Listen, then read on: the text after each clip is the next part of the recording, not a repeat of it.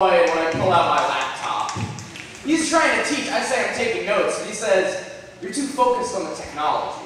For the method to work, I've got to look him in the eyes and connect with him. People forget that Socrates didn't write anything down. It's true, everything you know about Socrates, it's because me, Plato, I wrote it. Socrates, he doesn't like writing. He hates going to the agora and seeing people tapping away on their cell phones instead of talking to each other or walking around with their noses buried in books. Socrates hates tablets.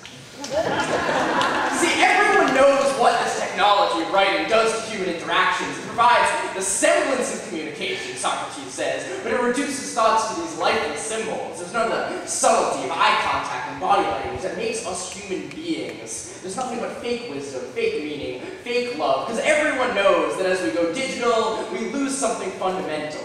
That this is a distracted, lost generation with thousands of friends on Facebook but no real friends. That devices have stolen from us real communication, and isn't connection with each other what being human is all about? So I put my laptop away and look at Socrates and realize that I do have something to say to his face. Go fuck yourself.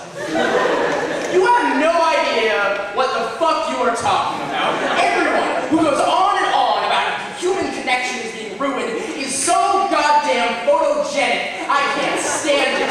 Even Socrates has got his philosopher beard and piercing eyes, and he speaks to people listening. He can take that shit for granted. Me, Plato, I used to be a wrestler. I got broad shoulders and a pug nose. I write because I can't talk sometimes. I just can't. And don't you dare fucking tell me that that's something I need to work on.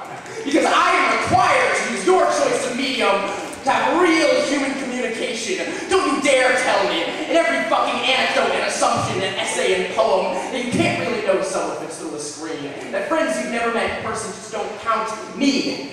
I'd be fucking dead if I hadn't found people as a kid who could accept me when I talked to them, who could teach me how to function in the so-called real world, but I'm sorry that those don't count as friends due to lack of geographic proximity. So you can complain to me. When did humanity become so obsessed with, so reliant on technology? 30,000 years ago, the only thing to remain constant in the history of human communication is that it's always changing, and that someone is always worried that it's being ruined. So you can curse the rise of the internet, just like they shunned television, just like they hated telephone, just like they feared radio, just like Socrates, thousands of years ago, mourned at the rise of writing itself. But in 100 years, you will seem just as blind as he does now. If you want to tell me what does and doesn't make a real human being, then I can't stop you. You should know that us, the bloggers, forum goers, the texters, the digital natives, we'll all be just fine.